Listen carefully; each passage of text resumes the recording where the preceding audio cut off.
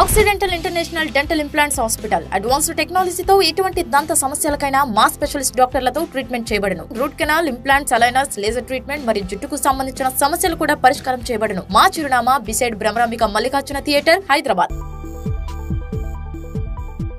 Hi everyone, this is doctor Madhuri, periodontist and implantologist. So మీకు పంటి సమస్య ఉందా? ఏ క్లినిక్ వెళ్ళాలో అనేది తెలియలేకుండా ఉన్నారా? సో మీకు చాలా కొన్ని సింపుల్ టిప్స్ అనేది చెప్తానమాట. ఫస్ట్ థింగ్, మీకు ఒక పంటి సమస్య వచ్చినప్పుడు మీ దగ్గరలో ఏం క్లినిక్స్ ఉన్నాయి, సో ఏవి మంచి క్లినిక్స్ ఉన్నాయి అని మీరు సోషల్ మీడియా ద్వారా ముందు తెలుసుకోవచ్చు.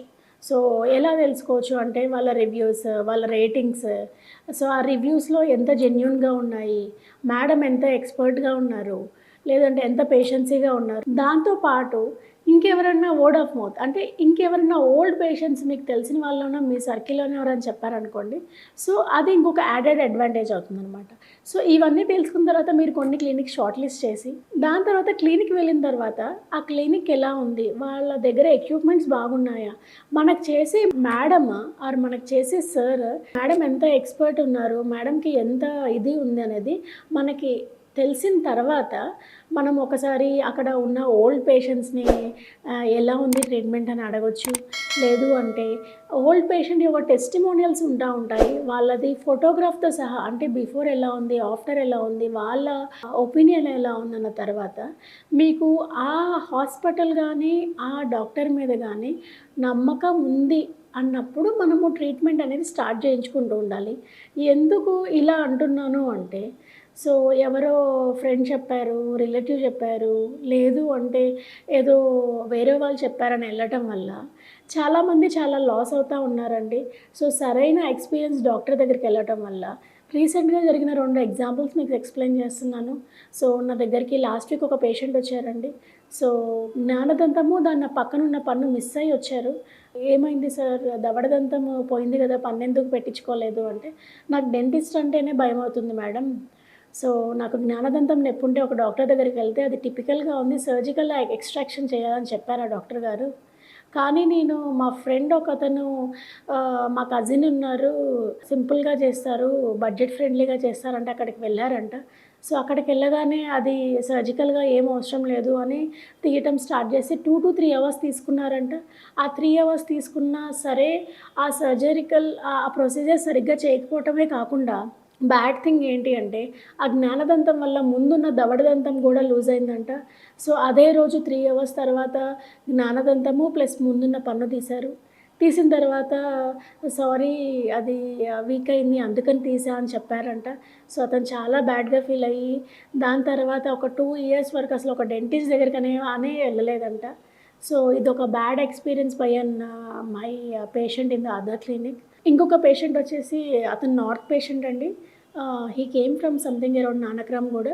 సరిగ్గా ఎక్స్రేస్ తీసుకోకుండా, సరిగ్గా డయాగ్నోసిస్ చేయకుండా మీకు ఒక మిల్క్ టూత్ ఉంది, అది చాలా పుచ్చిపోయింది, దానికి రూట్ కెనాల్ చేయాల్సిన పని లేదు, ఆ పన్ను పీకాలి అని చెప్పేసి ఆ పన్ను పీకారంట. ఆ పన్ను సగంలోనే వదిలేసిన తర్వాత అప్పుడు ఎక్స్రే తీసుకొని సారీ అది మిల్క్ టూత్ కాదు, పర్మనెంట్ పన్ను అని చెప్పి వదిలేశారంట. సో ఇలాగా మనము వెళ్ళి మన న్యాచురల్గా ఉన్న టూత్ని డ్యామేజ్ చేసుకోకూడదండి.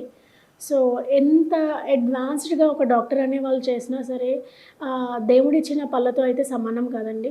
డెఫినెట్గా మీరు ట్రీట్మెంట్ చేయించుకునే మధ్యలో వాళ్ళు ఎంత ఎక్స్పర్ట్, వాళ్ళు ఎంత జెన్యూన్గా ఉన్నారు, వాళ్ళు ఎంత మన న్యాచురల్ టూత్కి హార్మ్ జరగకుండా చేస్తున్నారు అనేది మీరు తెలుసుకోవాలి.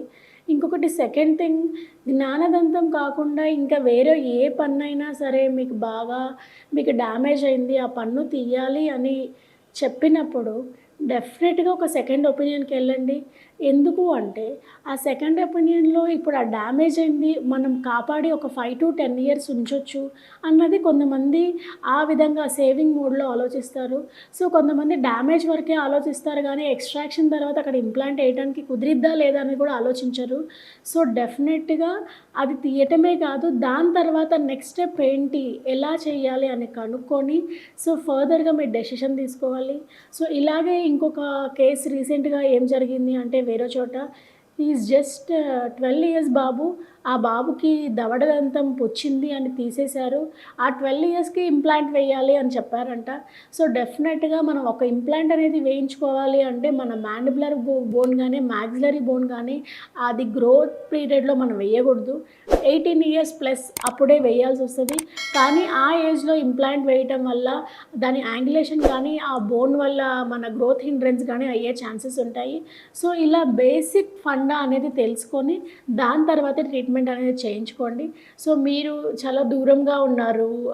మీకేమన్నా సెకండ్ ఒపీనియన్ కావాలి, మీ ట్రీట్మెంట్ కరెక్టా కాదా తెలుసుకోవాలి అనుకుంటే డెఫినెట్‌గా మమ్మల్ని సంప్రదించవచ్చు.